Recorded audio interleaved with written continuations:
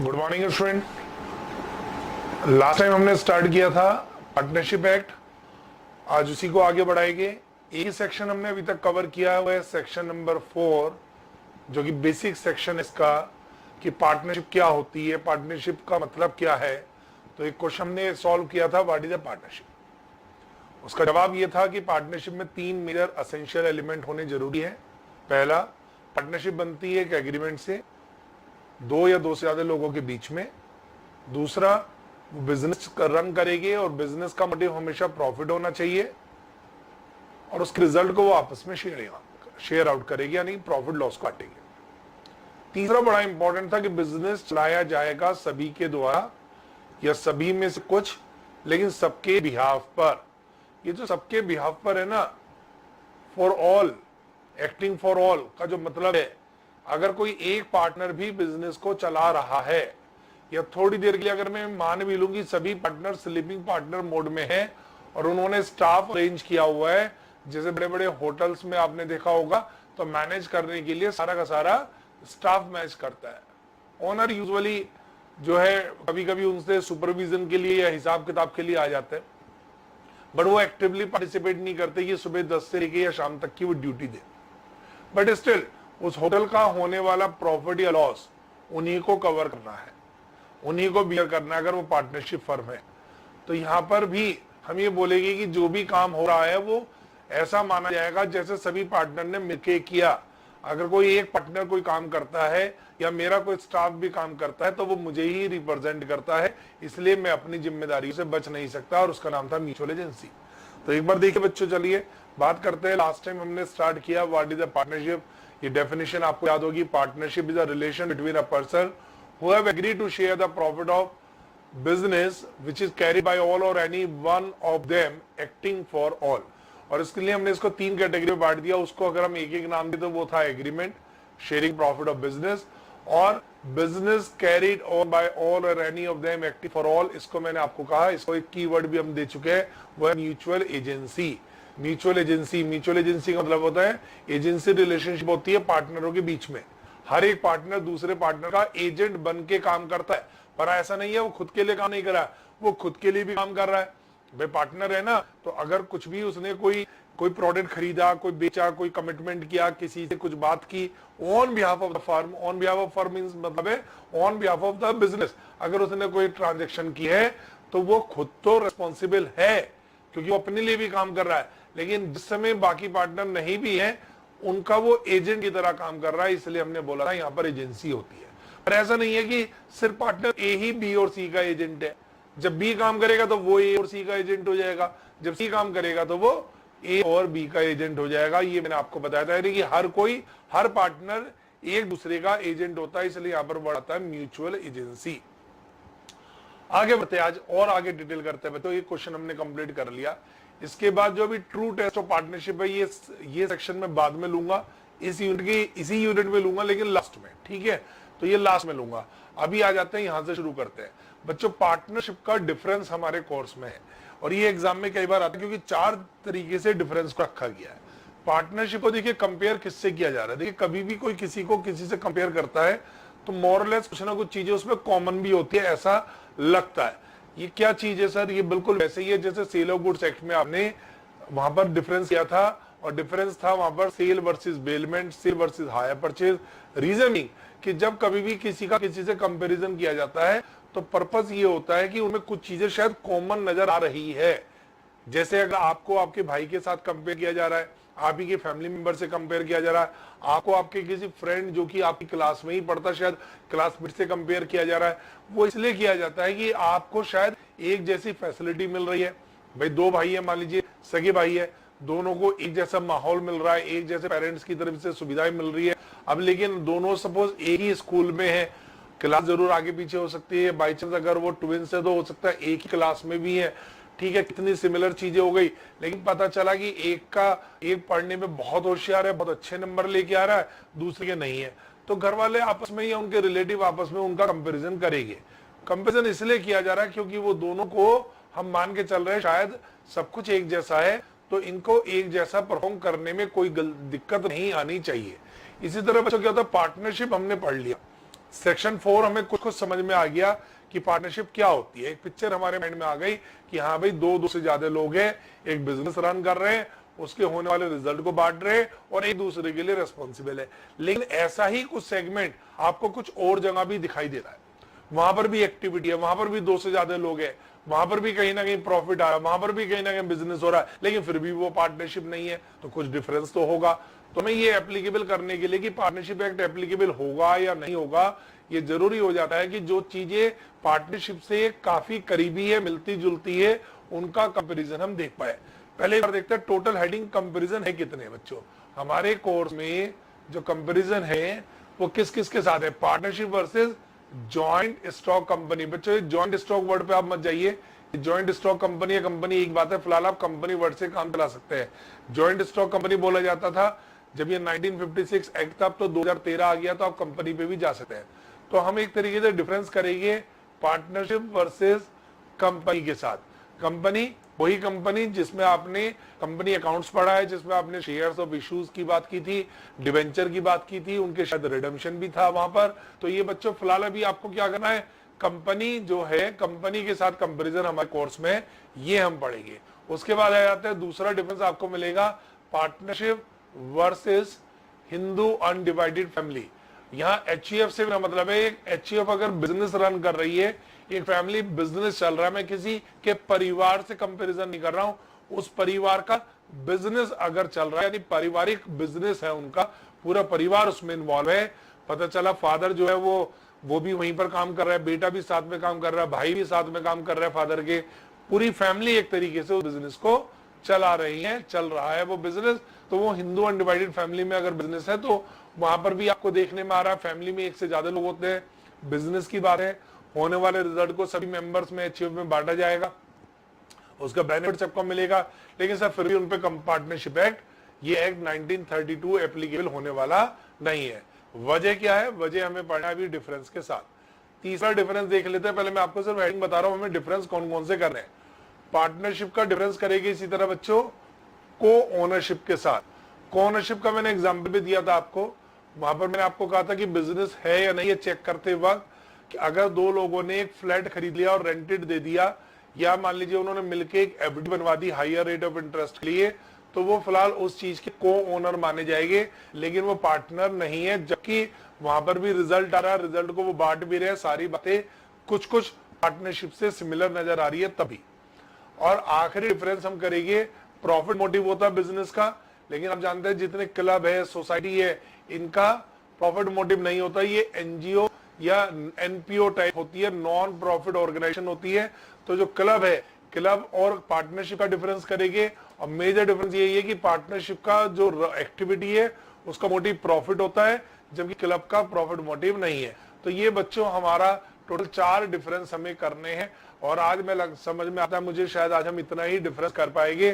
तो आज हम डिफरेंस करेंगे पार्टनरशिप जो सेक्शन 4 में तैयार हो रही है, उसका कंपैरिजन करेंगे, एक बार कंपनी के साथ, एक बार एचईएफ के साथ, एक बार को ओनरशिप में, एक बार क्लब है। तो बच्चों 4 डिफरेंस हमें पढ़ने। इसके लिए मैंने क्या किया, आप जरा थोड़ा सा समझने के हिसाब से, और पहले वाले में आपको ज्यादा वक्त देना पड़ेगा, बाकी 3 में कम लगेगा टाइम। उसका रीजन है, एक तो पार्टनरशिप और कंपनी इंपॉर्टेंट भी है डिफरेंस।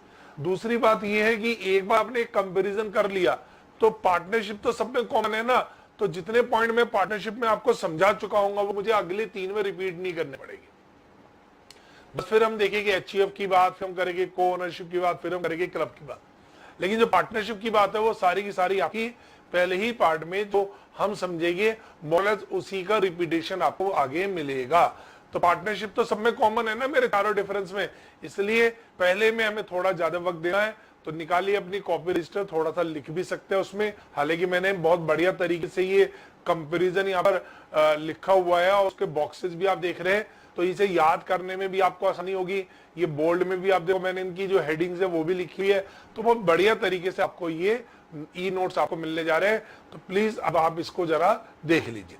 तो चलिए आइए, सबसे पहले बच्चों हम डिफरेंस लेते हैं पार्टनरशिप वर्सेस कंपनी या से जॉइंट स्टॉक कंपनी, कोई इसमें गलत नहीं है। ये रही फर्म वर्सेस कंपनी। यहाँ फर्म का मतलब पार्टनरशिप फर्म से है, तो पार्टनरशिप फर्म का और कंपनी का डिफरेंस हमें पढ़ना है। ठीक है जी, क्या क्या पढ़ना है बच्चों में? पार्टनरशिप फर्म का और कंपनी का डिफरेंस हमें पढ़ना है। करें थोड़ा सा डिटेल इसको। चलिए समझने की बात करके, कॉपी करने के लिए टाइम दे दूंगा आपको, कोई दिक्कत नहीं है अगर आप थोड़ा बहुत कॉपी करना चाहेंगे। बाकी मैंने बहुत बढ़िया तरीके से वहां पर एक कंपेरिजन चार्ट दिया हुआ है। देखिए पार्टनरशिप फर्म जो है बच्चों, ये अभी हम पढ़ के आए हैं सेक्शन नंबर 4 से, और सेक्शन नंबर 4 में जो 3 बातें हमने देखी वहां पर, उन 3 बातों में जो सबसे इंपॉर्टेंट पॉइंट है मैं उसी को लेके आगे बढ़ूंगा। सबसे इंपॉर्टेंट पॉइंट वहां पर था, वो था म्यूचुअल एजेंसी।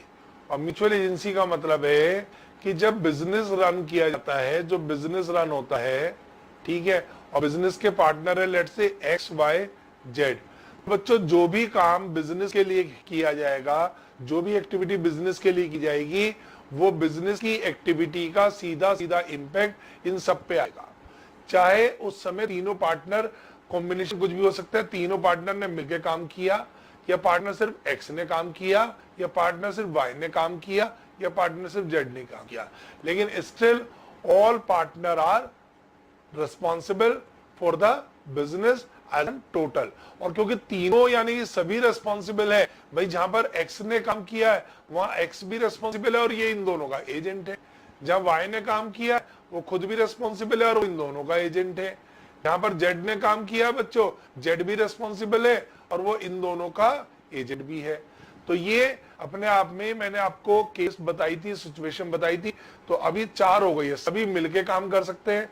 किसी एक ने काम किया मान लीजिए, किसी यहाँ दूसरे ने काम किया, किसी तीसरे ने किया, और भी कॉम्बिनेशन हो सकते हैं। एक्स और वाई ने मिलकर काम किया तो एक्स और Y both are the agent of Z, 2 का कॉम्बिनेशन भी हो सकता है। तो यहाँ पर बोलते हैं बिजनेस जो होता है, जब पार्टनरशिप फर्म में रनिंग होती है तो वो काम सभी पे इंपैक्ट डालता है। इवन एक का किया हुआ काम भी सभी को रिस्पॉन्सिबल बनाता है। ये सब आपस में जुड़े हुए हैं। और एक चीज इससे जो निकल के आती है वो निकल के आती है कि पार्टनर की जो लायबिलिटीज ऑफ द बिजनेस है वो अनलिमिटेड होती है। मैं ये लिख दूं, बड़ा इंपॉर्टेंट एरिया है यहाँ पर। पार्टनर लायबिलिटीज जो होगी वो कैसी होगी, वो अनलिमिटेड होती है। अनलिमिटेड का मतलब क्या होता है? अनलिमिटेड का मतलब ये होता है कि कल को मान लीजिए बिजनेस में लॉस हो गया, मैं कहता हूं मान लीजिए बिजनेस में लॉस हो गया, अब लॉस की भरपाई कहां से होगी? लॉस हो गया लेट से 1 लाख रुपीज, तो लॉस कहां से पूरा किया जाएगा? सर लॉस कौन शेयर करेगा, जल्दी बताओ, लॉस कौन शेयर करेगा? लॉस तीनों करेंगे, एक्स वाई जेड करेंगे। किस रेशो में करेंगे? पीएसआर में करेंगे। मान लेते हैं इसका 40,000 रुपीज आता है, इसका भी 40,000 रुपीज आता है, और इसका 20,000 रुपीज आता है। इनका रेशो है लेट से 2:1। तो 1 लाख रुपए के लॉस को एक्स को कवर करना 40, वाई को कवर करना 40, जेड को कवर करना 20। अब ये लॉस का मतलब है जो इनकी कैपिटल लगी हुई है वो कम हो जाएगी। सपोज हम ये मान लेते हैं कि इनकी जो कैपिटल है, मान लेता मैं, मान लीजिए कैपिटल जो है वो एक्स और जेड, जेड की तो सफिशिएंट है, लेकिन वाई की कैपिटल बेटा सिर्फ 15,000 रुपीज है। अभी क्या होगा? वाई की कैपिटल 15,000 रुपए और 40,000 का लॉस आ गया। बच्चों 40,000 रुपए के लॉस को जब इसकी कैपिटल से सेटअप करवाया जाएगा तो यहां पर अभी भी डिफरेंस मिलेगा -25। मुझे बताइए -25 कहां से ली जाएगी? ये -25 इसको पार्टनर को लाना पड़ेगा फ्रॉम हिज पर्सनल एसेट्स। तो पार्टनर की पर्सनल एसेट से ये पैसा रिकवर किया जाएगा। तो अगर फर्म में उसकी कैपिटल कम हो जाती है, या वो लॉस इतना ज्यादा है, या पार्टनर की कैपिटल भी उसको पूरा नहीं कर पा रही है, तो बाकी अमाउंट पार्टनर को अपने घर से लाके देनी पड़ती है। पार्टनर की अनलिमिटेड लायबिलिटीज होती है फर्म के अंदर, यानी पार्टनरशिप बिजनेस के अंदर। ये अकाउंट्स में भी आपने पढ़ा होगा, मैंने आपको दोबारा से समझा भी दिया। अब आते हैं जी कंपनी क्या कहती है। बच्चों कंपनी क्या कहती है, मैं मोटा मोटा यहाँ बता रहा हूँ, जो छोटे छोटे डिफरेंस है वो तो हम वहां पर करेंगे, जो मेन डिफरेंस है वो लेके आपको बता रहा हूँ। तो पार्टनरशिप के अंदर म्यूचुअल एजेंसी का कंसेप्ट है, और वो कंसेप्ट को मैंने डिटेल भी करा कि वहां पर उनकी अनलिमिटेड लायबिलिटीज हो जाती है। जबकि आ जाता है कंपनी में, कंपनी क्या होती है बच्चों? कंपनी पहली बात तो रजिस्टर्ड होती है। कंपनी का कंपलसरी है कि वो रजिस्टर्ड होगी, और रजिस्टर्ड कहां पर होगी? रजिस्टर्ड होगी कंपनीज एक्ट में। अभी चल रहा है 2013 एक्ट, इससे पहले 1956 था, ठीक है।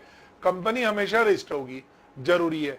दूसरी बात जो होती है, जो सबसे इंपॉर्टेंट है, कंपनी में भी इससे ज्यादा लोग मिलकर कंपनी बना सकते हैं, बनाते हैं, प्राइवेट कंपनी के अंदर तो एक अपर लिमिटेड 200 मेंबर्स की, लेकिन अगर आप पब्लिक कंपनी में जाएंगे तो अनलिमिटेड लोग उसमें जुड़ सकते हैं। Suppose A B C P Q R इन सब ने मिलके, है ना बच्चों, इन सब ने मिलके एक कंपनी बना दी, और वो कंपनी बना दी, सपोज इन्होंने कोई भी इन्होंने कंपनी बना दी, लेट्स से ए लिमिटेड एक कंपनी बना दी, ठीक है। अब ये कंपनी हो गई, ये कंपनी बना दी, इन सब ने मिलके कंपनी बनाई है, ये इस कंपनी के क्या बोले जाएंगे, ये वैसे कंपनी के, ये इनका इसमें इन्वॉल्वमेंट है, तो ये कंपनी के शेयर होल्डर हो गए, इन्होंने पैसा लगाया हुआ है, इन्होंने कुछ कुछ कंपनी में जो कैपिटल है, जो इन्वेस्टमेंट है, उसमें हिस्सेदारी दी हुई है। मान लीजिए कंपनी कैपिटल है 10 लाख रुपए, तो 10 लाख में से कुछ पैसा ए ने लगाया, कुछ बी ने, कुछ सी ने, कुछ पी ने, कुछ क्यू ने, कुछ आर ने। तो कंपनी में क्या होता है, कंपनी के अंदर एक बड़ा इंपॉर्टेंट कंसेप्ट चलता है बच्चों, और वो है सेपरेट लीगल एंटिटी। वो एक है सेपरेट लीगल एंटिटी जो पार्टनरशिप में नहीं मिलता है। तो बच्चों यहां पर आएगा एक सेपरेट लीगल एंटिटी।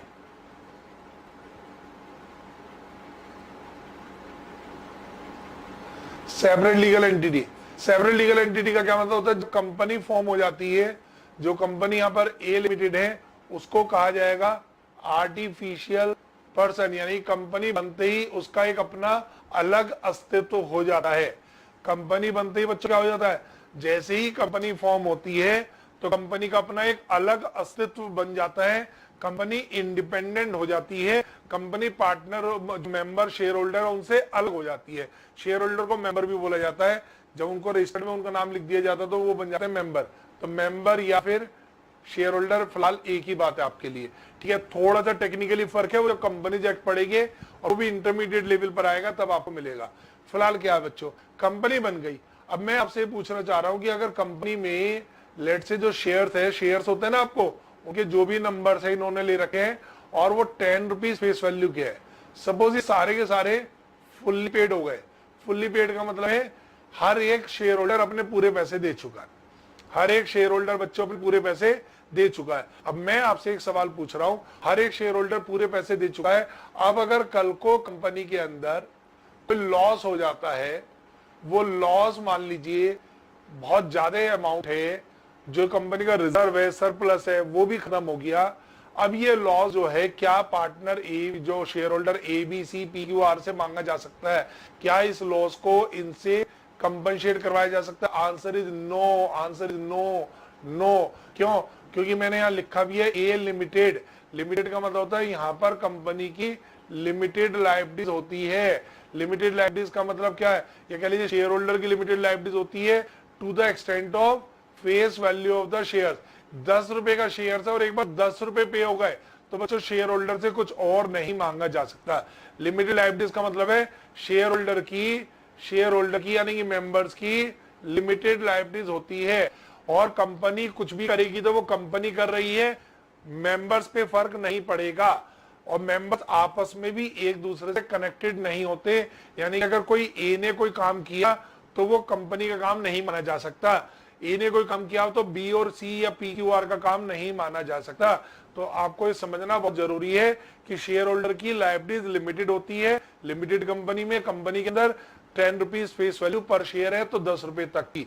हाँ, इसमें एक केस यहां पर बनता है, मान लीजिए फेस वैल्यू तो है बच्चों 10 रुपीज, लेकिन अभी जो पेड अप है सपोज वो ₹8 है, तो ऐसे में 2 रुपीज मैक्सिमम कॉल की जा सकती है फ्रॉम द शेयर होल्डर, चाहे लॉस की अमाउंट ज्यादा हो, कुछ भी हो, 2 रुपए से ज्यादा आप नहीं मांग सकते शेयर होल्डर से, अगर आपकी कंपनी लिमिटेड कंपनी है तब। ये एक डिफरेंस है, और इसी चाहत की वजह से लोग बाग कंपनी बनाना पसंद भी करते हैं। देखो क्या होता है, जो पार्टनरशिप में बिजनेस होता है, मान लीजिए इन तीनों ने मिलके एक पार्टनरशिप बिजनेस शुरू किया या इन तीनों ने मिलके एक कंपनी बनाई, तो क्या फर्क आएगा? मेजरली ये फर्क है, पार्टनरशिप के अंदर वो और बिजनेस अलग नहीं होता है, यानी पार्टनर और बिजनेस एक ही बात है। कोई काम बिजनेस में हुआ यानी पार्टनरों ने किया, पार्टनर ने किया इसका ना बिजनेस के सभी पार्टनर ने किया, यानी सब पूरे बिजनेस की रिस्पॉन्सिबिलिटी हो गई।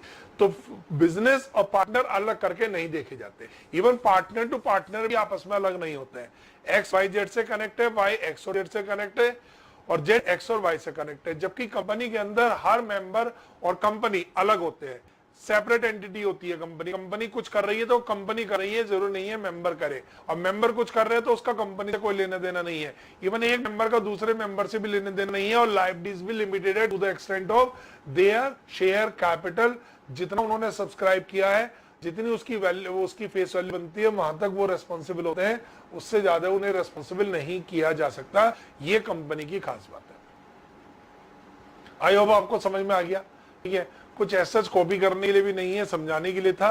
क्योंकि मैंने जो बातें आपको वहां लिखी हुई है, इसमें डिफरेंस अभी और भी बहुत सारे हैं, लेकिन जो मेन की डिफरेंस है वो मैंने लिख दिया। आप चाहो तो ये लिख सकते हो, बस एक की डिफरेंस आप लिख सकते हैं मेरे साथ। और वो की डिफरेंस क्या है, मैं अगर एक की डिफरेंस की बात करूं, वन की डिफरेंस, तो बच्चों जो मेरे हिसाब से जो की डिफरेंस है, वो की डिफरेंस यही बनता है कि यहाँ पर जो लायबिलिटीज क्लॉज है उसको लेके की डिफरेंस बनता है। यहाँ जो लायबिलिटीज होती है वो अनलिमिटेड होती है। और कंपनी के अंदर, हालांकि कंपनी अनलिमिटेड लायबिलिटीज वाली भी बन सकती है, अनलिमिटेड कंपनी भी होती है, लेकिन नॉर्मली कोई बनाता नहीं है। लिमिटेड लायबिलिटीज के लिए ही कंपनी बनाई जाती है। तो लायबिलिटीज यहाँ पर अनलिमिटेड होती है पार्टनरशिप फर्म में, और कंपनी के अंदर लिमिटेड होती है। ये आपको ध्यान रखना है। या दूसरा डिफरेंस की अगर मैं बात करूं तो वो है एजेंसी रिलेशन। एजेंसी की बात, एजेंसी रिलेशन होता है नहीं, आंसर इज यस, और यहाँ पर आंसर इज नो। ठीक है, आप चाहो तो ये दो की डिफरेंस आप नोट कर लो, फिर हम चलेंगे जो हमारी नोटबुक में लिखा हुआ है 1 to 1 हम सारे डिफरेंस पढ़ेंगे। तो ये मैं फुल स्क्रीन कर देता हूं। अगर आप में से कुछ कॉपी करने का मन है, ये दो की डिफरेंस आप इसमें कॉपी कर सकते हैं, पार्टनरशिप फर्म वर्सेस कंपनी में।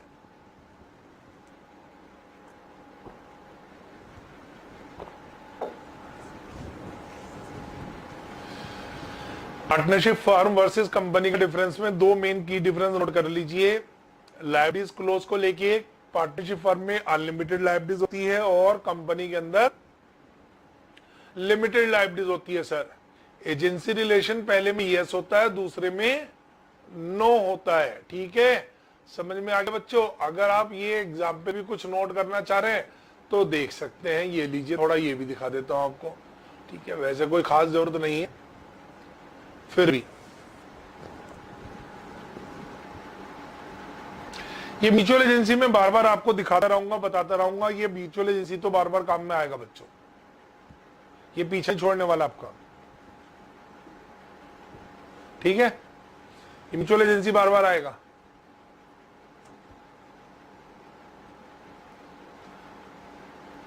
चलो अब एक काम करते हैं, यहां पर आ जाते हैं। चलो, और ये टेबल आपके पास भी है, और अगर आप ने प्रिंट आउट ले रखा है तो आप उस पर मार्क कीजिए, नहीं तो आप अपने पास एक बॉक्स में इस तरीके से, मैं दिखा देता हूं आप क्या करेंगे। आप क्या करेंगे, डिफरेंस अपनी रजिस्टर कॉपी पे बना लीजिए। अगर किसी बच्चे के पास प्रिंट आउट नहीं है, सॉफ्ट में कर रहा है, तो मेरी एडवाइस है वो लिखे जरूर इसको साथ साथ, नहीं तो फिर बाद में आपको, है ना, एक तरफ लिख लो पार्टनरशिप फर्म, दूसरी तरफ लिख लो कंपनी। ठीक है, फिर जो डिफरेंस का बेस है वो हम यहां पर लिखेंगे। जैसे पहला बेस आपको क्या दिख रहा है, फॉर्मेशन। पहला बेस क्या दिख रहा है बच्चों, फॉर्मेशन को लेके। तो फॉर्मेशन को लेके क्या डिफरेंस है, डिफरेंस नंबर 1, इसके बारे में लिख लीजिए। ये डिफरेंस नंबर 1 हो गया। फिर डिफरेंस नंबर 2 इसी तरीके से लिख लीजिए, डिफरेंस नंबर 3 लिख लीजिए। तो अगर आप इस तरीके से अलग से कॉपी पे नोट करना चाह रहे हैं तो बहुत अच्छी बात है, जो की पॉइंट है वो आपको यहाँ पर मिल जाएंगे, आप इस तरीके से यहाँ पर नोट कर सकते हैं। ठीक है, तो आप इस तरीके से नोट कर लीजिए, और बाकी मैं तो आपको फिलहाल वहीं पर मार्क करवा रहा हूँ, आप उसके बाद नोट कर लेना। तो अलग से अपना खुद का डिफरेंस का की डिफरेंस बना लीजिए, जिससे एग्जाम से पहले दिन आप उसे बहुत जल्दी से रिवाइज कर सके। ठीक है, पूरी स्टोरी तो आपको याद ही आ जाएगी, डिफरेंस वैसे एग्जाम में जब आएगा तो आपको पूरा पॉइंट लिखना पड़ेगा, लेकिन मेन पॉइंट है आपको एरिया पता हो कि हाँ भाई इस चीज का डिफरेंस होता है, और यस या नो वो मैं आपको लिखवाना चाह रहा हूँ। चलो जी बच्चों, सबसे पहले आ रहा है डिफरेंस फॉर्मेशन। फॉर्मेशन का मतलब होता है क्रिएट कैसे होती है, बनती कैसे। पार्टनरशिप में बनती, पार्टनरशिप बिजनेस, ये पार्टनरशिप जो बिजनेस है वो बनता कैसे, तैयार कैसे होता है, बताइए। मेन क्या एरिया था वहां पर, it is form by agreement. Agreement से बन जाता है बिटवीन द पार्टीज। जबकि यहां पर जब कंपनी आप बनाने जाएंगे तो खाली आप सहमत है उससे नहीं बनेगी। देखिए पार्टनरशिप में तो क्या है, जहां XYZ तैयार हो गए, पार्टनरशिप बिजनेस बन गया, उसी दिन से बन गया जिस दिन वो सहमत हो गए। लेकिन कंपनी के अंदर क्या होता है, उसका एक पूरा प्रोसेस है ministry of company affairs MCA की साइट पर जाके, मैं बता देता हूं, एमसीए की साइट पर जाके, तो mca.gov.in की साइट पर जाके आपको जो है ना, वहां पर वेबसाइट है ये गवर्नमेंट की, तो mca.gov.in की वेबसाइट पर जाके रजिस्टर्ड करवाना पड़ता है, और उसमें जो रजिस्ट्रेशन की फॉर्मेलिटी है वो सब पूरी करनी पड़ेगी। ये सब आपके कोर्स में है, लेकिन कंपनीज एक्ट में, बच्चों कंपनीज एक्ट आपके कोर्स में है, मैं आपको बता रहा हूं पूरा नहीं है, कुछ लिमिटेड सेक्शंस आपके कोर्स में रखे गए हैं, तो हम इसको आगे भी पढ़ेंगे। तो कंपनी में क्या लिखा है, कंपनी फॉर्म कैसे होगी, कंपनी फॉर्म होगी जब उसको रजिस्टर्ड किया जाएगा अंडर द कंपनीज एक्ट। आज की डेट में 2013 एक्ट चल रहा है, तो 2013 एक्ट में जब आप कंपनी को रजिस्टर्ड कराएंगे उस दिन से कंपनी बनेगी। खाली शेयर होल्डर जो होने वाले शेयर होल्डर है उनके आपस में सहमत होने से बाद बनने वाली नहीं है। तो यहां कंपनी बनती है एग्रीमेंट से, मैं ये सर्किल भी कर रहा हूं, आप इस तरीके से इसको अंडरलाइन भी कर सकते हैं, और यहां बनती है रजिस्टर्ड होने से। अब आता है सेपरेट एंटिटी। सेपरेट एंटिटी का मतलब है, सेपरेट एंटिटी का मतलब है बच्चों, हम बात कर रहे हैं बिजनेस और ओनर अलग अलग है या नहीं है। भैया जो बिजनेस है आपका, बिजनेस और ओनर अलग अलग है क्या, इसको हम अलग करके देखें तो ये सेपरेट की बात हो रही है। तो सेपरेट एंटिटी पार्टनरशिप फर्म में आंसर इज नो, यहां पर सेपरेट एंटिटी का कंसेप्ट नहीं है। बिजनेस का मतलब सभी पार्टनर, सभी पार्टनर का बिजनेस, इवन एक पार्टनर भी वर्क करता है वो सभी के ब्याह पर कर रहा है, इसलिए यहां सेपरेट एंटिटी का कंसेप्ट नहीं है। जबकि जब कंपनी बन जाती है तो वो मेंबर से अलग होती है। कंपनी अपने नाम से प्रॉपर्टी खरीद सकती है, बेच सकती है, कंपनी आर्टिफिशियल पर्सन होती है, कंपनी किसी के ऊपर केस कर सकती है अगर कोई गलती कर रहा है। कंपनी से कोई, मान लीजिए कंपनी से कोई एग्रीमेंट हुआ और सामने वाला ब्रीच करता है तो कंपनी उस पर केस कर सकती है। इसी तरह सामने वाले व्यक्ति भी कंपनी के ऊपर केस कर सकता है। तो कंपनी अपने मेंबर से अलग होती है। वर्ड टू वर्ड पढ़ना तो वर्ड टू वर्ड भी देख सकते हैं, लेकिन आंसर मेन है नो और यस।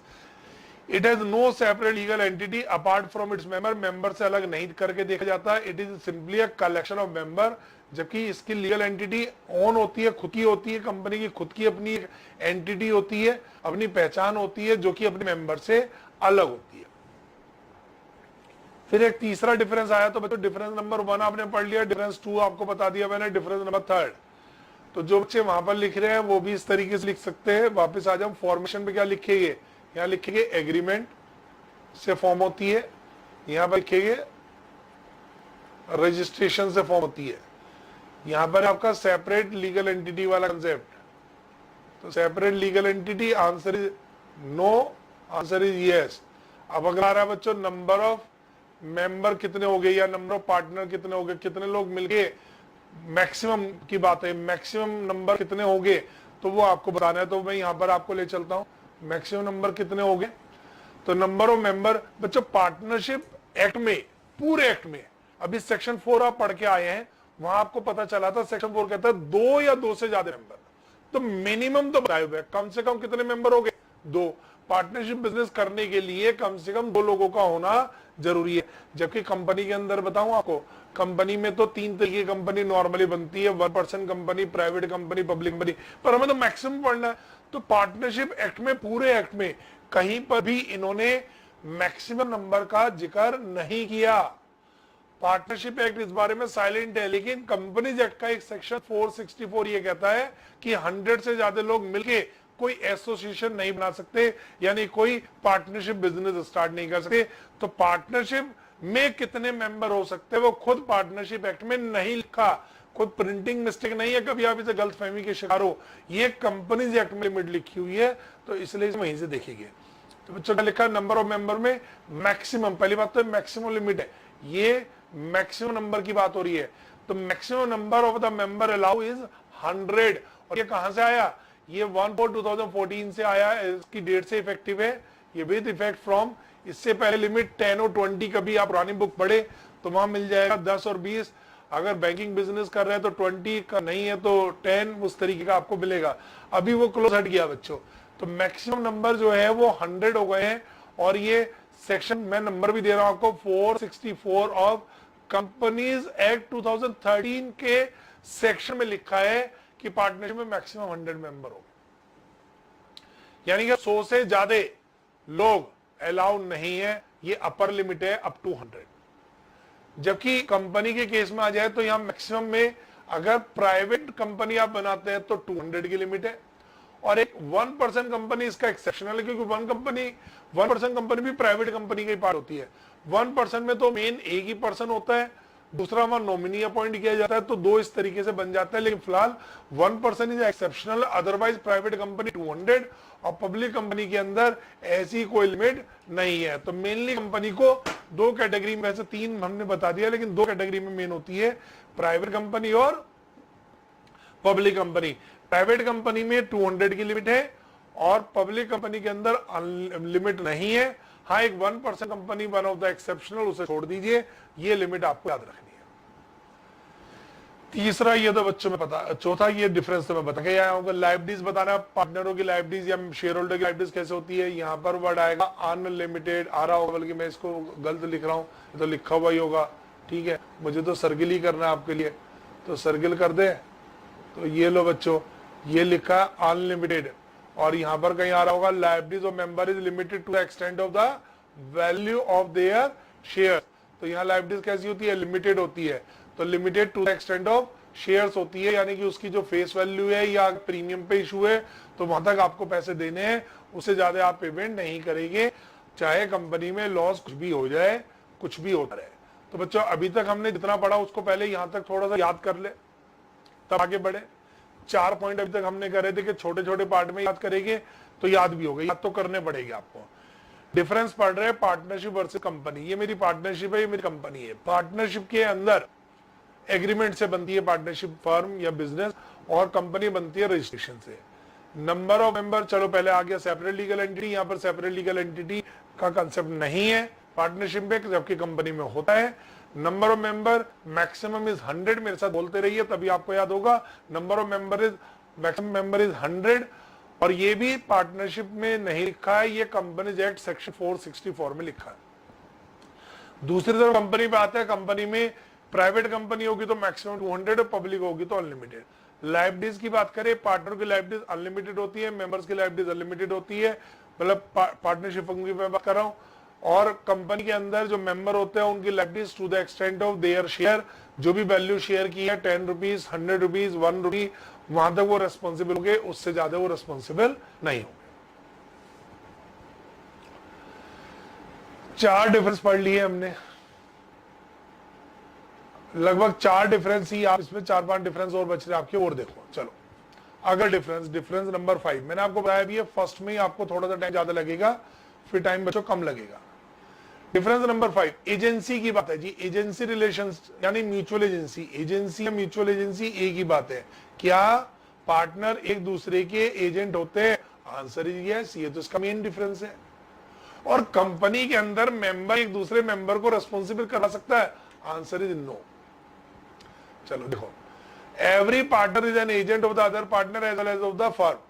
जबकि मेंबर ना तो कोई एजेंट है दूसरे मेंबर का, ना ही कंपनी का, अनलेस अगर कहीं पर उसको किसी खास काम के लिए कंपनी ने ऑथराइज किया तो एक अलग बात है, वो तो स्टॉप भी कर सकती है। बट आप मेंबर हो इसलिए आप कंपनी को या दूसरे मेंबर को रेस्पॉन्सिबल नहीं बना सकते। अगला जी बहुत बढ़िया है जी, right to manage. Right to manage, अच्छा अगर बताओ पार्टनरशिप फर्म में 3 पार्टनर है XYZ, और मैं कहता हूं एक्स की होल्डिंग 98% है, वाई और जेड की बिचारों की 1-1% होल्डिंग है। सिर्फ होल्डिंग का मतलब है प्रॉफिट शेयरिंग रेशो। तो बिजनेस कौन चलाएगा? क्या वाई और जेड को बिजनेस के अंदर एंटर नहीं होने दिया जाएगा? क्या वो उसमें पार्टिसिपेट नहीं करेगी? क्या वो डिसीजन मेकिंग में नहीं बैठेगी? Answer no. यानी कि उनको डिसीजन मेकिंग में रहने का पूरा अधिकार है। मेरी बात दोबारा सुनिए, हमारा क्वेश्चन ये कि जो फर्म के पार्टनर होते हैं उनका रेशो कुछ भी हो, कम हो, ज्यादा हो, मेजर हो, नहीं हो, वो पार्टिसिपेट कर सकते हैं नहीं बिजनेस की एक्टिविटी में, यानी लेन देन में, ट्रांजैक्शन में, बुक्स अकाउंट्स देखने में, है ना, और कोई डिसीजन लेना है फैक्ट्री में कैसे चलेगी, कैसे काम होगा, इन सब में क्या पार्टनरों का डिसीजन इन्वॉल्व किया जा सकता है? आंसर इज यस, ये उनका अधिकार है। कोई स्लीपिंग पार्टनर बनना चाहे, घर पे जाके सो जाए, कोई परेशानी नहीं है। यहाँ स्लीपिंग का मतलब ऐसे सोना नहीं होता, वो आप पढ़ोगे, मतलब साइलेंट मोड में रहे, वो कहे जी ठीक है साल के आखिर में बता देना बाकी पार्टनर से क्या हिसाब है, क्या है, बस वो ज्यादा इन्वॉल्व नहीं करना चाहता, ये उसकी मर्जी है, लेकिन उसका अधिकार है बिजनेस को मैनेज करने का, जबकि कंपनी में ऐसा नहीं है। सुनो कैसे। अच्छा मैंने क्या किया, मुकेश अंबानी आप जानते ही है, रिलायंस के जो एमडी है ना, तो मेन ओनर है, कह सकते हैं मेन शेयर होल्डर है वैसे तो वो। अब मान लीजिए रिलायंस का एक शेयर ओपन मार्केट से, स्टॉक एक्सचेंज से मैंने भी खरीद लिया, 2000 रुपए का सपोज मैंने वो शेयर खरीद लिया। अब मैं भी उसका क्या बन गया, शेयर होल्डर, चाहे मेरा होल्डिंग जो है वो 0.00000 कोई 1% आ रही होगी, लेकिन अब मैं रिलायंस का मैं भी मालिक हूं, मैंने भी कुछ पैसा उनके बिजनेस में लगाया हुआ है, उस कंपनी में मेरा भी पैसा लगा हुआ है। अभी क्या हुआ, मैं एक दिन बॉम्बे गया फैमिली के साथ घूमने के लिए, तो मैंने कहा यार वो मुकेश अंबानी से भी मिलते चलो, रिलायंस फैक्ट्री में भी बोल लेते हैं, तो मैं चला गया जी। मुझे वहां गेट पे गार्ड ने रोक दिया, उसने कहा जी आप कौन, मैंने कहा मैं कंपनी का मालिक हूं, मुझे मिलना है। तो वो भी देख रहा गार्ड, भाई जब क्या बात कर रहे हो, कैसे बात कर रहे हो सकता है being a share holder member होने के बावजूद भी मुझे कंपनी के अंदर भी एंटर ना होने दिया जाए। बिजनेस चलाना तो बहुत दूर की बात है, या मैं अगर गलती से मिल भी गया, मान लीजिए अंबानी जी बाहर निकल रहे थे, मैंने रोक लिया उनकी कार को, वहीं आगे जाके खड़ा हो गया, मैंने कहा जी बहुत साल हो गए आपको अब ये बिजनेस देखते हुए चलाते हुए, अब थोड़ा रेस्ट करो, कुछ दिन हम चलाएंगे क्योंकि हम भी मालिक हैं। सर नहीं मिलेगी परमिशन। कंपनी को मैनेज करने के लिए सिस्टम होता है, वो सिस्टम कंपनीज एक्ट में बना हुआ है। वो सिस्टम ये है कि मेंबर के बीच में से कुछ मेंबर को इलेक्ट किया जाता है, यानी चुनाव किया जाता है, जिनको डायरेक्टर कहा जाता है, और डायरेक्टर का जो समूह होता है उसको बोलते हैं बोर्ड ऑफ डायरेक्टर। तो कंपनी को मैनेज करने की जो पावर है वो मेंबर के पास तो वोटिंग पावर है, वो भी जो साल में एक मीटिंग होती है एनुअल जनरल मीटिंग, उसमें, और वो भी उसके अकॉर्डिंग टू शेयर के प्रोपोर्शनेट में उसकी पावर मिलती है। यानी कि मुकेश अंबानी पे अगर आज 65% मान लीजिए होल्डिंग है अपनी कंपनी की, तो उसके वोट की पावर 65% है, अब मेजोरिटी रूल चलता है। तो इसलिए हम कह देते हैं कि भाई ये मुकेश अंबानी की कंपनी है, क्योंकि उस कंपनी में वही होगा जो मुकेश चाहेगा। ऐसा क्यों? क्योंकि मुकेश के पास 65% होल्डिंग है, मुकेश अंबानी के पास। अब 65% होल्डिंग अपनी कंपनी की है, तो मेजोरिटी में तो खुद ही है वो, ये उसके परिवार के लोगों के पास है। तो क्या होगा, तो वो जो भी चाहेंगे वो कंपनी के अंदर हो पाता है, वो मैनेज कर पाता है। रीजन भी क्योंकि वोटिंग पावर उनके पास ज्यादा है। तो कंपनी के अंदर ऐसा नहीं है मेंबर जाके सीधा बिजनेस मैनेज करे, उसको डायरेक्टरशिप में इलेक्ट होना पड़ेगा, बोर्ड में जाना पड़ेगा, तब जाके वो कहीं बिजनेस को चला पाएगा। तो there is a well defined system. खाली मेंबर बन जाने से आपके पास राइट नहीं आ जाता कि आप बिजनेस को चला सके। तो बच्चों राइट टू मैनेज पे आ जाए। राइट टू मैनेज, क्या हर पार्टनर का अधिकार होता है बिजनेस में पार्टिसिपेट करने का? Answer yes. मैं लिख देता हूं पहले आंसर यस। एवरी पार्टनर, सभी पार्टनर, चाहे उसकी शेयर होल्डिंग कुछ भी हो, has a right to take part in the management of the affair of the firm, या अफेयर्स ऑफ द फर्म होता है जो बिजनेस एक्टिविटी है उससे रिलेटेड। जबकि जो मैनेजमेंट जो कंपनी में होता है वो इंटरेस्टेड होता है, यानी कि इन्वॉल्व होता है elected members of the company, जिनको हम कहते हैं डायरेक्टर, या इसको आप लिख लीजिए ये बोर्ड ऑफ डायरेक्टर के पास होता है। राइट, BOD बोलते हैं, बोर्ड ऑफ डायरेक्टर। तो मैनेजमेंट राइट किसके पास होता है? यहां पर सभी पार्टनर के पास राइट होता है, लेकिन यहां पर राइट होता है सिर्फ बोर्ड ऑफ डायरेक्टर के पास। तो अगर मैं आपसे पूछूं क्या मेंबर के पास राइट होता है, तो answer is, general answer is no. Member पे अधिकार नहीं होता, सिर्फ इलेक्टेड मेंबर पे होता है। तो क्या ऑल मेंबर पे अधिकार होता है? Answer is no. क्या ऑल पार्टनर पे अधिकार होता है? Answer is yes. क्या सभी पार्टनर मैनेजमेंट राइट रखते हैं? Answer yes. क्या सभी मेंबर कंपनी में पार्टिसिपेशन राइट रखते हैं? Answer is no. अगला डिफरेंस है ओनरशिप ऑफ प्रॉपर्टी। प्रॉपर्टी का मालिकाना हक किस पे है? देखिए, क्योंकि हम कह चुके हैं पार्टनरशिप, बिजनेस और पार्टनर अलग करके नहीं देखे जाते। तो अगर वर्चुअली कोई ये कह रहा है कि अगर XYZ पार्टनरशिप फर्म की मान लीजिए लैंड है, बिल्डिंग है, मशीन है, फर्नीचर है, तो हम ये कह सकते हैं इन तीनों की है। लेकिन कंपनी में ऐसा नहीं होता, कंपनी मेंबर से अलग होती है। इसलिए ownership of property, the partner are joint owner माने जाते हैं, और property of the firm, answer is yes, यानी पार्टनर ओनर होते हैं। और जबकि मेंबर जो है of the company are not the joint owner, यहां पर आंसर इज नो। तो मेंबर प्रॉपर्टी में अधिकार नहीं रखते हैं कंपनी में, जब पार्टनरशिप फर्म में पार्टनर का अधिकार बनता है। बड़ा अच्छा है पॉइंट, बहुत पसंद है मुझे ट्रांसफर ऑफ शेयर्स को लेके। इसको मैं थोड़ा सा आपको लिख के भी बताना चाहूंगा।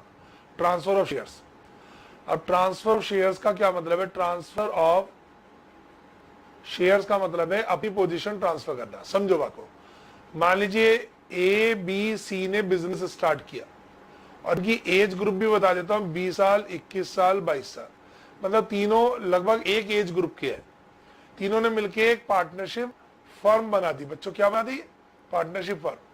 अभी क्या हुआ, अचानक बी ने ये मन बनाया, अच्छा का रेशो भी है जो भी है 2:1, सपोज ये इनका प्रॉफिट शेयरिंग रेशो है, ये इनका प्रॉफिट शेयरिंग रेशो है 2:1।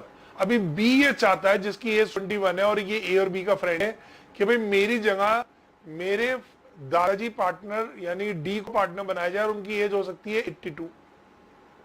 अब ये चाहता है कि मेरी जगह मेरा शेयर यहां से खत्म करके डी को मिल जाए, और जो रेशो मेरे पास है 2/5 का, वो 2/5 का शेयर जो है वो आज से डी को चला जाए। या हो सकता है ये अपना कुछ आधा शेयर डी को देना चाहता है 82, मान लीजिए अपने 2/5 में से 1/2 यानी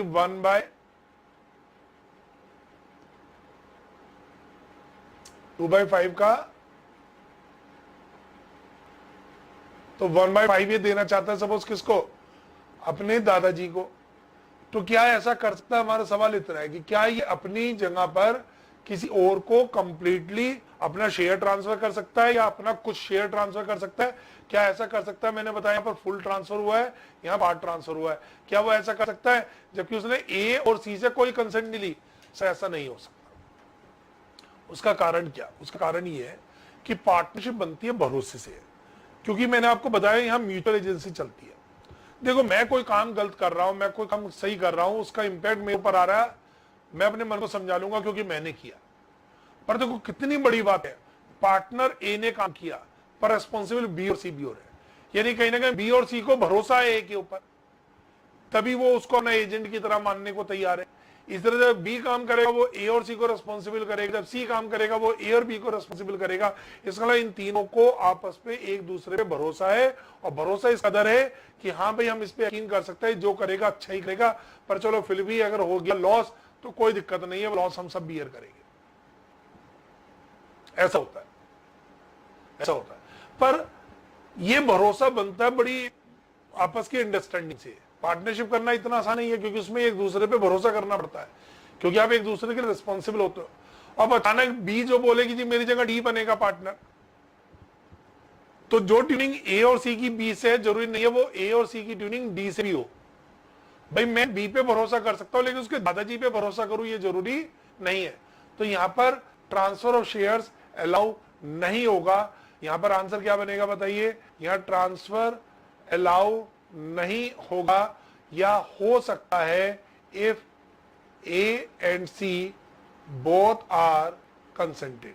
अगर ये दोनों कंसेंटेड होंगे तभी ये ट्रांसफर पॉसिबल है, अदरवाइज ट्रांसफर पॉसिबल नहीं है। तो शेयर ऑफ ट्रांसफर आप अपनी जगह दूसरे को पार्टनर बनाने की बात कर सकते हैं, लेकिन सिर्फ तभी जब सभी पार्टनर तैयार हो, यानी अदर पार्टनर कंसेंट होना जरूरी है। जबकि अगर दूसरी तरफ आ जाए बच्चों, कंपनी में आ जाए, अगर मान लीजिए ये ए लिमिटेड कंपनी होती और इसमें कोई शेयर होल्डर बी है, उसके बाद 5000 शेयर्स है, क्या वो अपने शेयर्स किसी डी को दे सकता है पूरे 5000, या 5 में से 3000 शेयर्स वो डी को दे सकता है? Answer is yes, answer is yes, दे सकता है। देखिए ये अपने शेयर्स दे सकता है, और इसमें मैं आपको बता दूं इसमें दो तरह की कंपनी होती है बच्चों, प्राइवेट कंपनी और पब्लिक कंपनी। प्राइवेट के अंदर तो दे तो दोनों में सकता है, पब्लिक में कोई रेस्ट्रिक्शन नहीं है, विदाउट एनी, मतलब यहां पर फ्रीली कर सकता है इस काम को, तो ये बिल्कुल फ्री है करने के लिए। और प्राइवेट के अंदर कुछ कंडीशन यानी आफ्टर सम कंडीशन ये लेकिन ट्रांसफर तो कर सकता है, ट्रांसफर तो कर सकता है। तो कुछ रेस्ट्रिक्शन लगी होती है प्राइवेट में, वो रेस्ट्रिक्शन कुछ नहीं होती, वो ऑर्डर होता है कि पहले वो अपने ही बाकी मेंबर से पूछेगा, फिर इससे पूछेगा, फिर ऐसे पूछेगा। तो वो एक क्लोजली हेल्ड कंपनी के नाते प्राइवेट कंपनी के अंदर एक प्रोसीजर डाला हुआ है, लेकिन प्रोहिबिटेड नहीं है, रेस्ट्रिक्टेड है। बड़ा फर्क होता है, प्रोहिबिटेड का होता है निषेध, नहीं कर सकते, और रेस्ट्रिक्टेड का मतलब होता है कर सकते हैं कुछ रिक्वायरमेंट पूरी करने के साथ साथ। तो कंपनी में शेयर ट्रांसफर किया जा सकता है और पार्टनरशिप फर्म में ट्रांसफर नहीं किया जा सकता। ये मैंने आपको समझाने की कोशिश की। अब एक बार आ जाता है यहां पर ट्रांसफर ऑफ शेयर्स। तो ट्रांसफर ऑफ शेयर्स पे आ जाइए बच्चों। Transfer of shares, a partner can not transfer his shares, partner transfer नहीं कर सकता अपना शेयर्स फर्म में जब तक कि वो कंसेंट ना ले ले अदर पार्टनर की। यही समझाया था मैंने आपको, यानी बी खुद अपनी मर्जी से ट्रांसफर नहीं कर सकता, कर सकता अगर है तो उसके लिए उसे अदर पार्टनर कंसेंट जरूरी है। तो ऑल पार्टनर कंसेंट जरूरी है। तो ट्रांसफर ऑफ शेयर्स लेकिन कब होगा? After consent of all partner.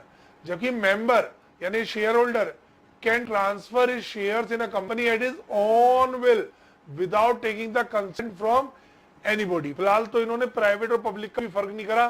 Common answer यह है, शेयर होल्डर कभी भी अपने शेयर जब चाहे बिना किसी और से पूछे वो ट्रांसफर कर सकता है। अब आ जाता है डिसोल्यूशन। यहाँ डिसोल्यूशन का बेसिकली क्वेश्चन नहीं है, क्वेश्चन है यहाँ पर डेथ का या पार्टनर की इंसॉल्वेंसी का। अगर डेथ हो जाती है किसी पार्टनर की या पार्टनर इंसॉल्वेंट हो जाता है, मान लीजिए अगर कुछ नहीं लिखा डीड के अंदर, पार्टनरों ने आपस में कुछ डिसाइड नहीं करा, हमारा सवाल ये है कि अगर लेट से, मैं यही समझा देता हूं, लेट से अगर, चलो इसको भी वहीं से समझाता हूं, अगर मान लेते हैं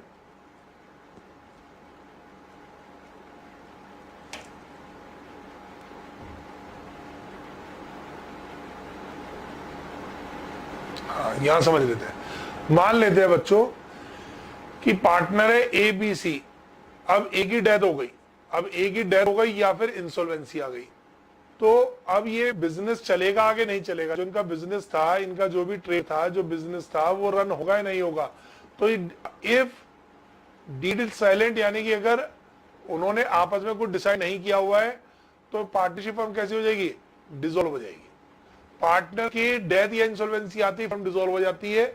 जबकि अगर कंपनी की बात करें, लेट से कंपनी के शेयर होल्डर है A B C P Q R, है ना, पी क्यू आर, ये सब मान लीजिए इस कंपनी के मेंबर है।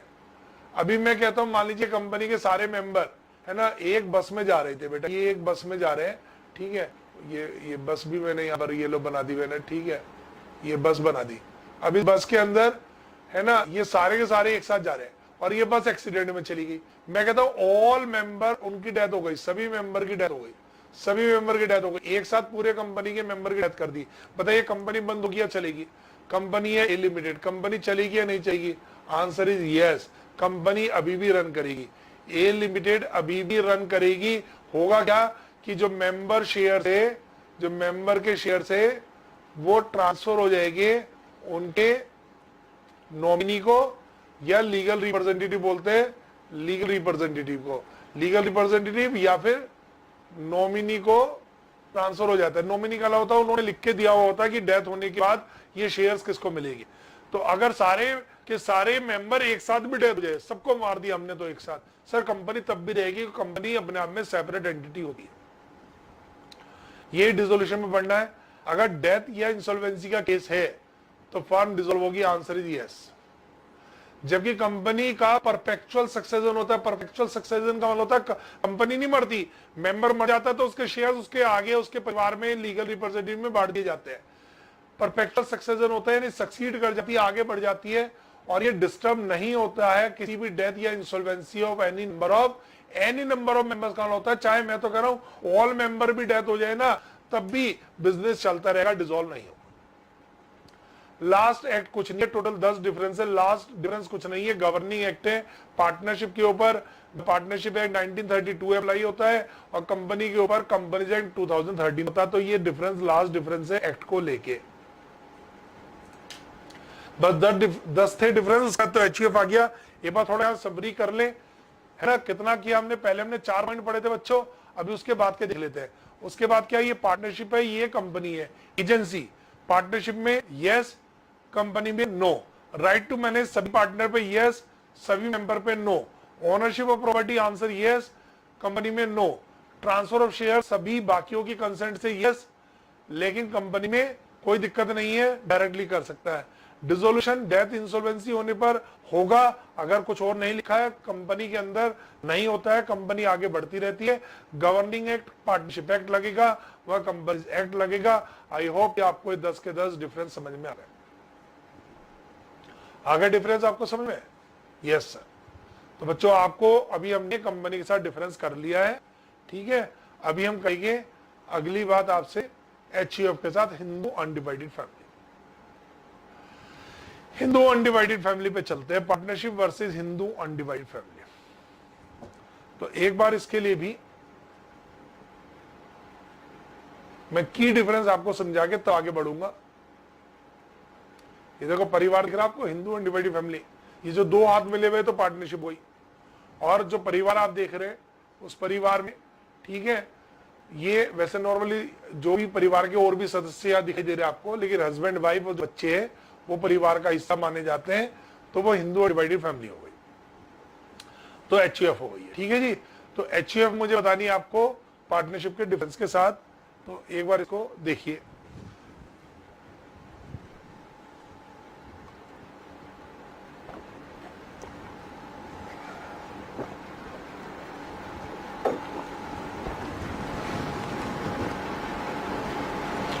ठीक है, पार्टनरशिप वर्सेस HUF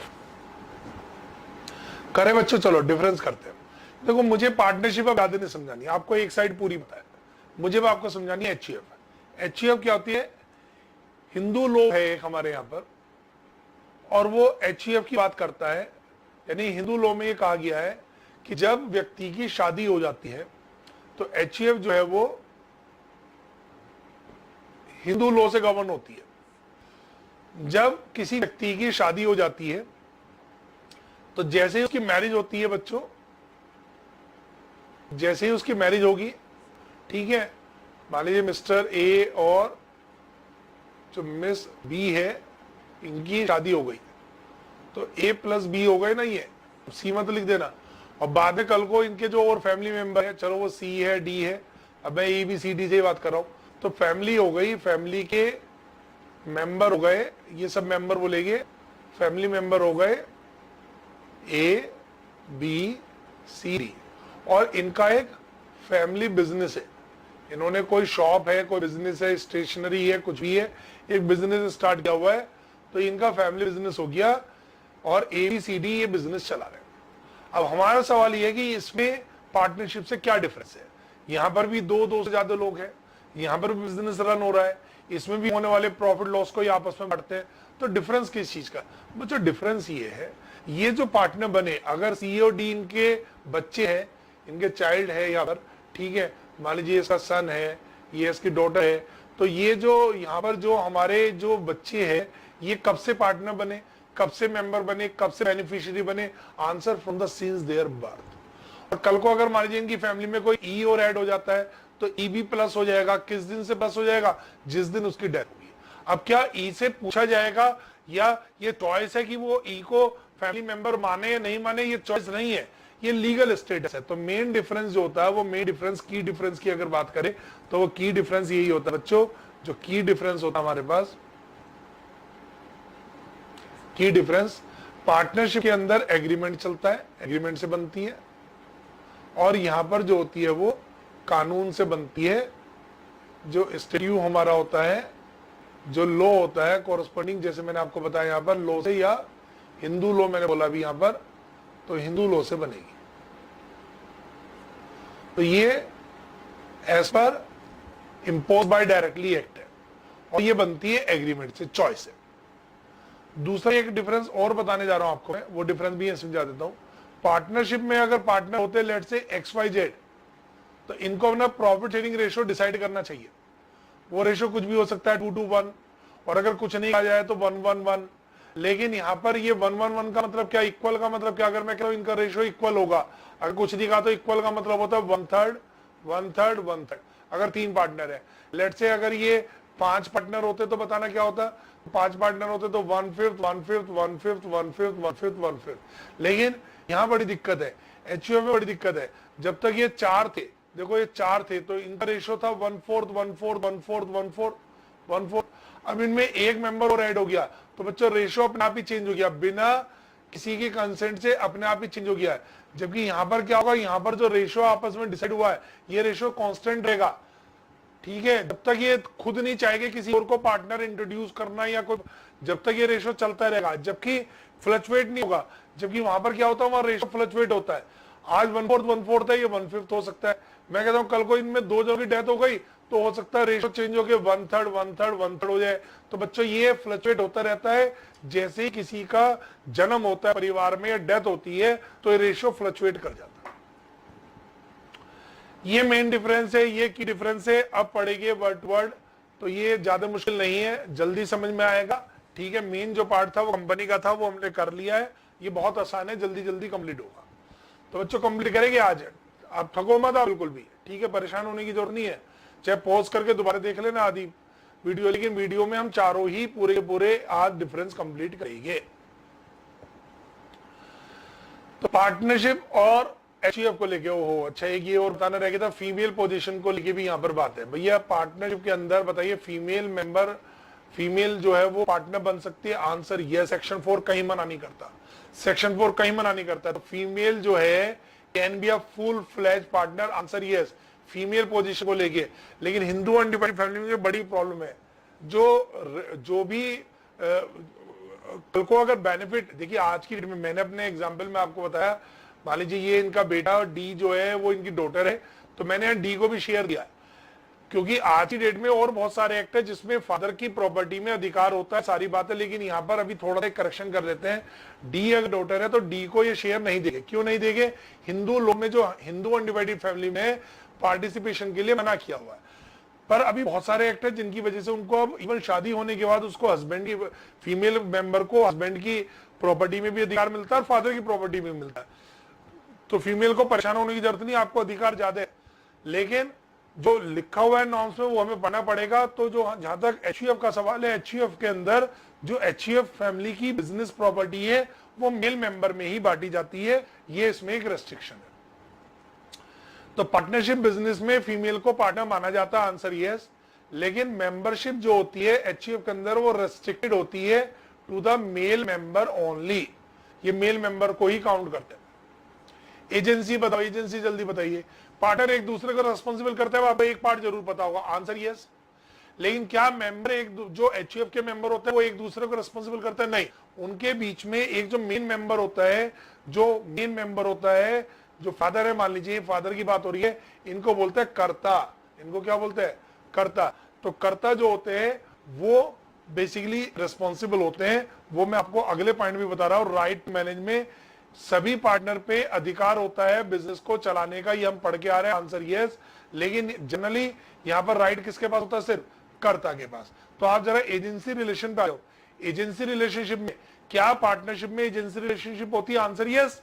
एचईएफ में लेकिन आपस में जो ए बी सी डी मैंने बताया था, क्या ए के कामों के लिए ये सब रेस्पॉन्सिबल होंगे? ये रेस्पॉन्सिबल नहीं होंगे, पर्सनल रेस्पॉन्सिबिलिटी की बात है। क्या बी और सी के लिए ए होगा? नहीं, क्योंकि जो एचईएफ को रन करता है ना वो कर्ता करता है। तो आप इन दोनों पॉइंट को जोड़ के भी देख सकते हैं, आप इन दोनों पॉइंट को जोड़ के भी देख सकते हैं। एजेंसी को और राइट टू मैनेज को जोड़ के देखिए। राइट टू मैनेज यहाँ सबके पास होता है, यहाँ से कर्ता के पास होता है। यहाँ एक दूसरे को रेस्पॉन्सिबल कर पाता है क्योंकि वो सब एक दूसरे के पास मैनेजमेंट राइट है। यहाँ पर ऐसी पोजीशन एचईएफ में नहीं है। लाइबिलिटीज भी बिल्कुल इसी तरीके से। लाइबिलिटीज बताइए, सभी पार्टनर लायबल होते हैं? नहीं, आंसर यस। लेकिन यहाँ पर सिर्फ कर्ता रेस्पॉन्सिबल होता है पर्सनल लाइबिलिटीज के लिए। डेट के लिए liabilities of all other partner जो होती है वो लिमिटेड टू जितना share of property of the family है वहां तक। यानी कि जो फर्म की, जो एचईएफ की प्रॉपर्टी है वो तो कम हो सकती है, कल को बिजनेस में लॉस हो गया तो नुकसान सभी का होगा, क्योंकि प्रॉपर्टी की कीमत कम हो गई या वैल्यू कम हो गई या कोई एसेट्स आपकी खत्म हो गई। लेकिन अगर कोई लायबिलिटीज और ज्यादा आ गई, लॉस इतना ज्यादा आ गया कि एचईएफ की प्रॉपर्टी खत्म होने के बाद भी बच रहा है, तो वो सिर्फ कर्ता को बियर करना है। कर्ता पर्सनल लायबल होता है, बाकी मेंबर पर्सनल लायबल नहीं होते। नेक्स्ट है बच्चों शेयर इन पार्टनरशिप। पार्टनरशिप के अंदर जो शेयर है, जो पार्टनरशिप के अंदर जो शेयर है, प्रॉफिट शेयरिंग की बात हो रही है। ये रेशो को लेके क्या क्वेश्चन है यहाँ पर? जो रेशो था वो डिसाइडेड होता है, या तो वो एग्रीमेंट में डिसाइड करे, नहीं तो इक्वल, और इक्वल में भी पता होता है 1/3 है तो 1/3, 1/4 है तो 1/4। जो शेयर्स ऑफ ईच पार्टनर होता है वो ऑलवेज डिफाइन होता है एग्रीमेंट से, जबकि शेयर ऑफ ईच मेंबर जो है वो कैन नॉट बी डिफाइंड। इसको हम डिफाइन करके रख नहीं सकते, क्योंकि अगर कल को एक मेंबर और बढ़ गया फैमिली में तो सभी का रेशो घट जाता है, डेथ हो गई तो सबका रेशो बढ़ जाता है। तो share of each member can not be defined as such, क्योंकि ये फ्लक्चुएट करता है विद द बर्थ और डेथ के हिसाब से। जो भी मेल मेंबर फैमिली में बढ़ेंगे या घटेंगे उसके हिसाब से इसमें परिवर्तन आएगा।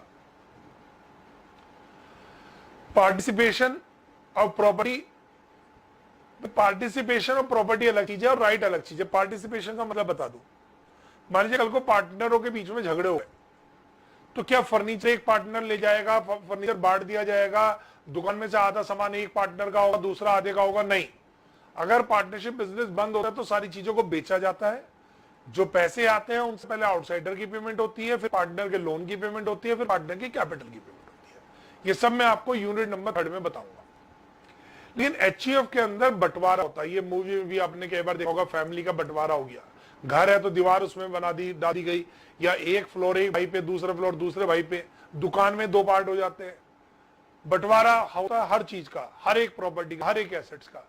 मान लीजिए फैक्ट्री है, 2 फैक्ट्री है, एक भाई की, दूसरी दूसरे भाई की, या जितनी कार है, कार आधी कार उसकी, आधी कार दूसरे की, तो यहां पर बंटवारा होता है। तो पार्टिसिपेशन की बात हो रही है यहां पर, तो पार्टिसिपेशन की बात हो रही है।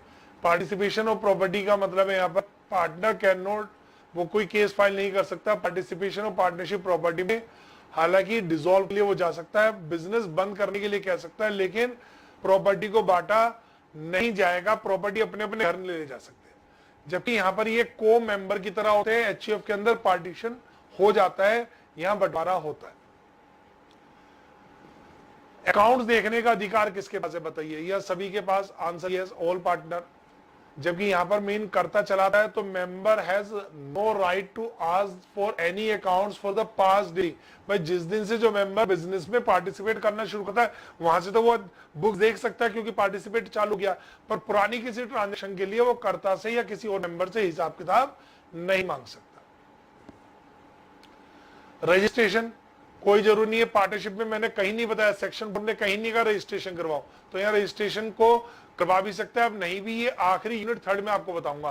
तो यहाँ पर आंसर लिख लो, मे ऑब्लिक मे नोट, यानी कि रजिस्ट्रेशन हो भी सकता, नहीं भी, यस ऑब्लिक नो लिख सकते हो।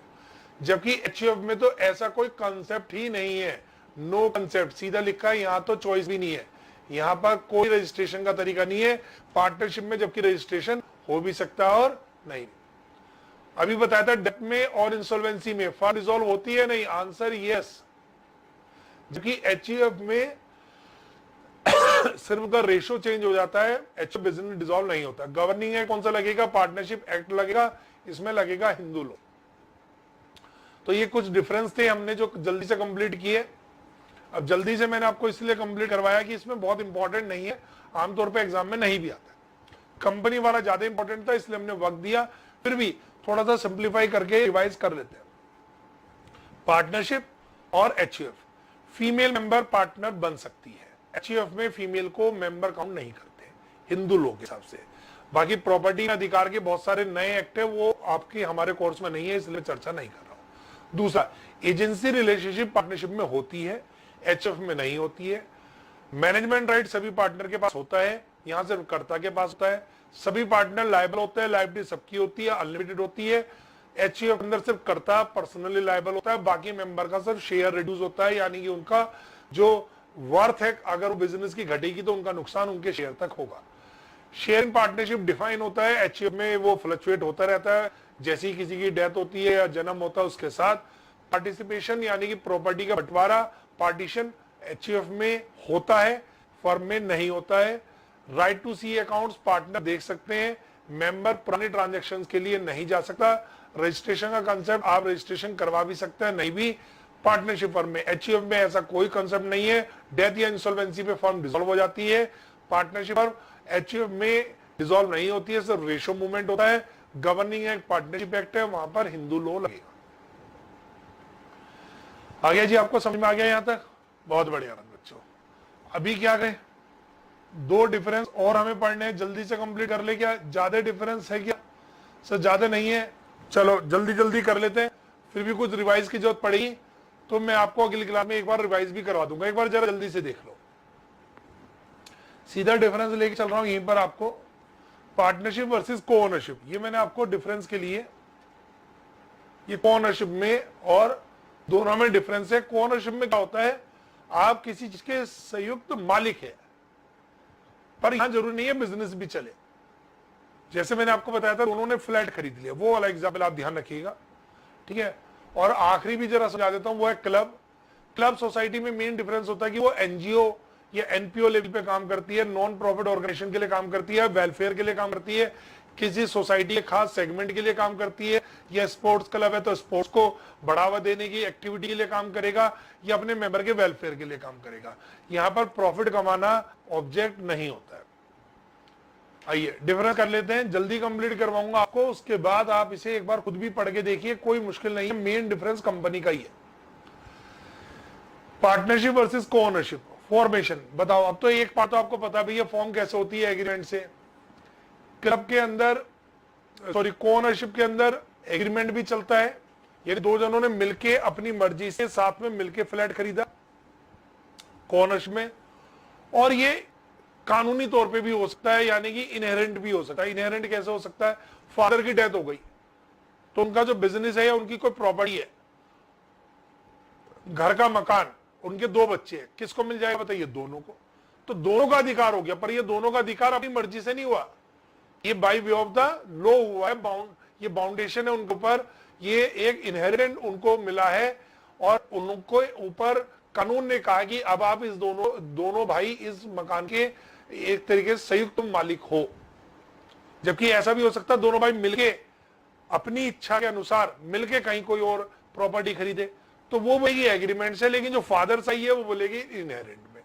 तो फॉर्मेशन यहाँ हमेशा एग्रीमेंट से होगा, और यहाँ एग्रीमेंट भी हो सकता है और करके लिखा है, ये इनहेरिटेंस से भी आ सकती है, यानी कि अदरवाइज भी पॉसिबल है। तो इसमें दो मोड है। नंबर ऑफ मेंबर की लिमिट थी, बताओ कितनी है? 100, याद है ना आपको? ऐसी कोई लिमिट यहां पर नहीं है। बिजनेस होना जरूरी है, मस्ट है बच्चों, बिजनेस होना जरूरी है, बताया मैंने आपको। जबकि को ओनरशिप में विद और विदाउट बिजनेस का केस होता है। विदाउट बिजनेस तो मैंने आपको बताया था, जस्ट लाइक इन्वेस्टमेंट इन फ्लैट। इन्वेस्टमेंट इन फ्लैट। अच्छा, अब आप कहेंगे सर अगर लेकिन यहां बिजनेस है तो हम ऊपर वाली चीजें भी चेक करेंगे। अब ये होता क्या है कि सपोज अभी एक एग्जांपल आप सुनो, इस सिचुएशन समझ में आएगी आपको। दो दोस्त हैं, दोनों ने क्या किया, एक दुकान में इन्वेस्ट किया, अभी शुरू में इन्वेस्टमेंट किया, किसी ले लेते हैं किराए पर दे देंगे या कल को एप्रिसिएशन होगा, फायदा होगा। अब एक दोस्त जो है वो शिफ्ट हो गया इंडिया से बाहर, यूएस से चला गया, दूसरा दोस्त नहीं है, दोनों के नाम पे कंबाइंड दुकान है। अभी बीच में जो यूएसए वाला फ्रेंड है वो आ गया, तो बातचीत हुई भाई क्या करना है। तो एक ने बोला कि यार मैं चाहता हूं कि ये दुकान किराए पे भी नहीं जा पा रही है और अभी हमें बेचनी भी नहीं है, तो जब तक खाली है तब तक मैं इस पे कोई बिजनेस एक्टिविटी कर लेता हूं। अब लेकिन जो यूएस में बैठा हुआ बंदा है वो कैसे मैनेज करेगा? उसको लग रहा है कहीं लॉस ना हो जाए, या मैं इस चक्कर में नहीं पड़ना चाहता। तो वो क्या कर सकता है, वो अपने दोस्त को कह सकता है ठीक है भाई दुकान के आप भी मालिक हो, मैं भी मालिक हूं, बिजनेस आप चलाना चाहता है चलाइए, लेकिन मैं आपका बिजनेस में पार्टनर बनूंगा। तो यहां कोनर होने के बावजूद भी, उस प्रॉपर्टी के कोनर होने के बावजूद भी हो सकता है बिजनेस सिर्फ एक ही बंदा चला रहा हो, तो इसलिए ये एग्जांपल है कि बिजनेस हो भी सकता है और नहीं भी। अगला डिफरेंस जल्दी जल्दी पर आएगा समझ में। एजेंसी, आंसर यस, कंपलसरी है म्यूचुअल एजेंसी, जबकि यहां पर क्या को ओनर एक दूसरे के एजेंट होते हैं? Answer is no. Profit sharing जरूरी है, मस्ट है ना। यहां पर वो आपस में प्रॉफिट लॉस बांटे, डज नॉट नेसेसरी, ऐसा जरूरी नहीं है कि वो प्रॉफिट लॉस बांटे। ये भी हो सकता है अगर वो दुकान किराए पे भी दे दी गई है 2000-4000 में, तो यूएसए वाला बोले यार तुम ही रख लो पैसे, मुझे पैसे भी नहीं चाहिए, थोड़ी बहुत अमाउंट है तुम देख लो। ट्रांसफर ऑफ शेयर्स, क्या कोई अपना शेयर दूसरे को ट्रांसफर कर सकता है without all other partner consent? नहीं कर सकता। जबकि यहां पर को ओनर चाहे तो अपना शेयर बिना दूसरे से पूछे सेल कर सकता है। Answer is yes. अगर मान लीजिए मैं अपना आधा हिस्सा किसी को बेचना चाहता हूं, जमीन है, दो भाइयों का नाम है, मैं अपनी आधी जमीन बेचना चाहता हूं तो मैं बेच सकता हूं, मुझे जरूर नहीं है मैं अपने दूसरे भाई से पूछूं। क्या प्रॉपर्टी में पार्टीशन होता है, बंटवारा होता है? हमने पढ़ा था अभी पीछे, नो। लेकिन को ओनर में ऐसा हो सकता है कि वो आपस में उस प्रॉपर्टी का बंटवारा कर ले। Answer is yes. तो ज्यादा मुश्किल नहीं है, जल्दी जल्दी करेंगे। देखो क्या कितने डिफरेंस कर लो बच्चों, हो जाएगा। पार्टनरशिप वर्सेस को ओनरशिप। को ओनरशिप मतलब ज्वाइंट ओनर है किसी प्रॉपर्टी के। तो पार्टनरशिप में जो पार्टनर बनते हैं वो एग्रीमेंट से बनते हैं, जो को ओनर बनते हैं वो एग्रीमेंट से भी बन सकते हैं और इनहेरेंट भी हो सकता है, यानी कि उनको पैतृक तौर पे भी मिल गई हो वो प्रॉपर्टी। नंबर ऑफ मेंबर की लिमिट 100 है, वहां कोई लिमिट नहीं है। बिजनेस जरूरी है, वहां हो भी सकता है, नहीं भी।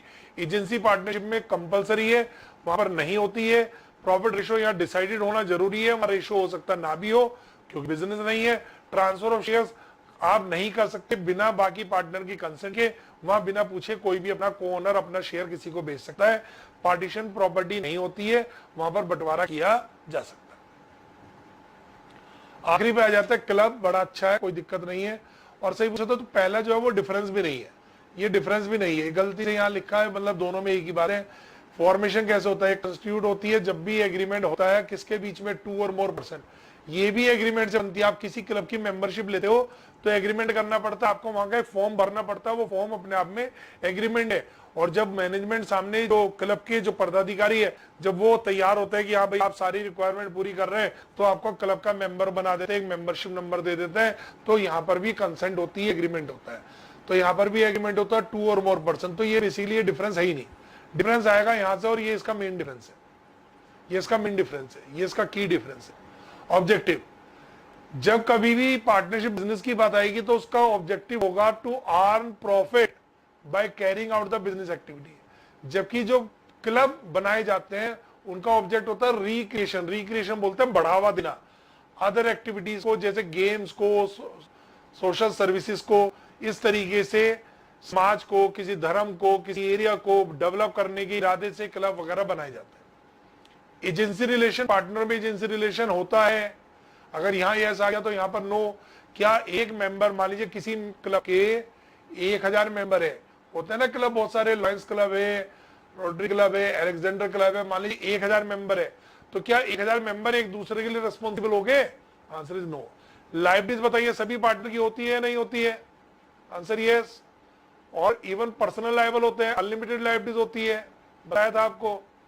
क्लब के अंदर क्या होता है, क्लब में जाती है या तो वन टाइम या एनुअल या किसी और मोड में मेंबरशिप फी या सब्सक्रिप्शन। और एक बार आपने अपनी मेंबरशिप फीस दे दी तब तो आपको कोई कुछ नहीं कह सकता, चाहे उस क्लब में कुछ भी होता रहे, आपसे उससे ज्यादा पैसा नहीं मांगा जा सकता।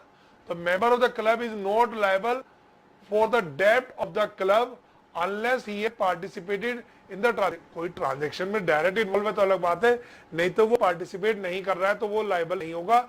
या लायबल होता है टू द एक्सटेंड ऑफ जो क्लब फी या मेंबरशिप फी या सब्सक्रिप्शन के नाम से। एडमिशन, मान लीजिए पार्टनर है ए बी सी, मुझे बताओ डी पार्टनर कैसे बनेगा? डी पार्टनर बनेगा सबकी कंसेंट से, with the consent of all. जबकि अगर कोई क्लब में मेंबर बनना चाहता है, 1000 मेंबर है, अब कोई मान लीजिए यहाँ पर डी पार्टनर बनना चाहता है, तो उसे क्या सबसे पूछना पड़ेगा? नहीं, डी पार्टनर सबसे नहीं पूछेगा। हाँ, कुछ मेंबरों क्लब का अपना बायलॉज हो सकते हैं, रूल्स रेगुलेशन हो सकते हैं, और एक एग्जीक्यूटिव मैनेजमेंट कमेटी हो सकती है, जब वो अप्रूव करेगी तो वो क्लब मेंबर बन जाएगा। Admission to a club, consent of all other members not required. तो यहाँ पर एडमिशन के लिए कंसेंट अदर की जरूरी है, यहाँ जरूरी नहीं है। तो क्या बाकी पार्टनरों से पूछना पड़ेगा या सभी से पूछना पड़ेगा? आंसर यस, लेकिन वहां पर सभी से पूछने की जरूरत नहीं है। डेथ होने पे बताइए क्या होगा? पार्टनरशिप फर्म डिसॉल्व होगा, डेथ होने पर बिजनेस डिसॉल्व होगा। Answer yes. लेकिन यहाँ डेथ होने पर ऐसा नहीं है क्लब बंद होगा, क्लब अभी भी चलता रहेगा। तो क्लब अपना रन करता रहेगा, क्लब की एक्टिविटी चलती रहेगी, उसमें कोई परेशानी नहीं है। तो बच्चों कितना डिफरेंस है? ज्यादा डिफरेंस नहीं है। फॉर्मेशन तो कोई डिफरेंस ही नहीं था। ऑब्जेक्टिव प्रॉफिट कमाना होता है पार्टनरशिप उनका, क्लब का रिक्रिएशन होता है, बढ़ावा देना होता है स्पोर्ट्स को, सोशल एक्टिविटी को। एजेंसी रिलेशनशिप पार्टनरशिप में होती है, क्लब में नहीं होती है। लाइबिलिटीज पार्टनर की अनलिमिटेड होती है, पर्सनल लायबल होता है, क्लब में ऐसा नहीं होता है। एडमिशन सभी की कंसेंट से होगा, वहां पर सबकी कंसेंट जरूरी नहीं है।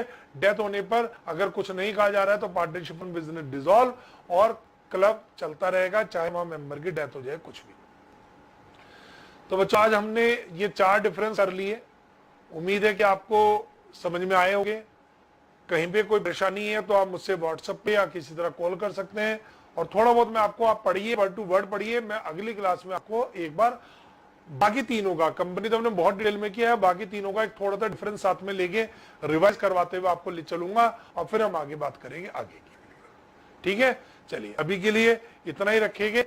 स्वस्थ रहिए, बढ़िया रहिए, पढ़ाई करते रहिए। बाय बच्चों।